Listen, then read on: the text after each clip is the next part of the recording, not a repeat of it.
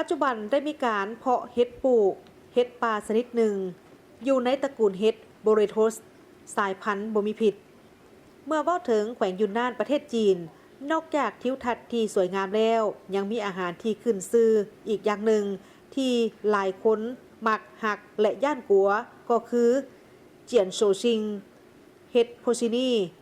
ชนิดนี้แม่นได้มีชื่อมาจากความจริงที่ว่าเมื่อเห็ดได้สัมผัสกับอากาศก็จะเกิดปฏิกิริยาออกซิไดซ์อย่างไววาและเปลี่ยนเป็นสีฟ้าเข้มเมื่อถูกตัดหรือถูกสัมผัสมันมีโครงสร้างที่หนานุ่มกรอบรสชาติที่สดชื่นและอ่อนนุ่มในปากและมีกลิ่นหอมของเห็ดที่เข้มข้นเมื่อนำเอามาปรุงแต่งอาหารมันก็จะกลายเป็นอาหารที่มีรสชาติแซ่บเป็นที่รู้จักกันดีในแขวงยุนนานแต่ถึงอย่างไรก็ตามมันก็จะเป็นดาบสองคมเช่นกันเห็ดป่าตระกูลบูเลโทสลูลิโดสต้องได้ใช้เทคนิคของการปรุงแต่งอาหารที่ชำนาญที่สุดถ้าหากบ่ถูกปรุงแต่งให้สุกดีหรือถูกวิธีก็อาจจะเฮ็ดให้เกิดเป็นพิษและอาการหลอนได้ง่ายเช่น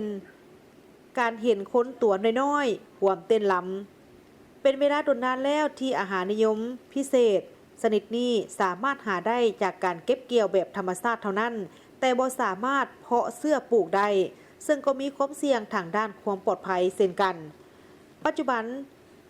ความเชื่อแบบดั้งเดิมดังกล่าวนี้ได้ถูกเปลี่ยนไปแล้วอยู่ในเมืองเวิร์นซานแขวงยุนนานในต้นปี 2026 เห็ดป่าชนิดนี้ซึ่งเป็นเห็ดที่บ่มีสารพิษชนิดทำอิฐที่ปลูกด้วยวิธีการเพาะเสื้อได้เปิดโตสู่ตลาดอย่างมีผลสำเร็จเมื่อเปรียบเทียบกับเห็ดป่าแล้ว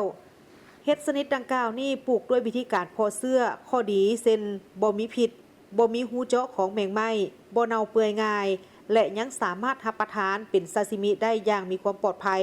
คือกันกับปลาแซลมอนความก้าวหน้าทางด้านเทคโนโลยีนี้บ่เพียงแต่ช่วยให้ผู้บริโภคทั่วโลกสามารถเพลิดเพลินกับรสชาติตะวันออกอันเลิศล้ำนี่ได้อย่างสบายใจแล้วแต่ยังเปิดเส้นทางใหม่ในการส่งเสริมการจ้างงานและการฟื้นฟูชนบทผ่านกสิกรรมที่โดดเด่นเป็นเอกลักษณ์ซึ่งแสดงให้เห็นถึงภูมิปัญญาของการอยู่ร่วมกันอย่างกลมเกลียวระหว่างเทคโนโลยีกสิกรรมและการปกป้องระบบนิเวศในประเทศจีน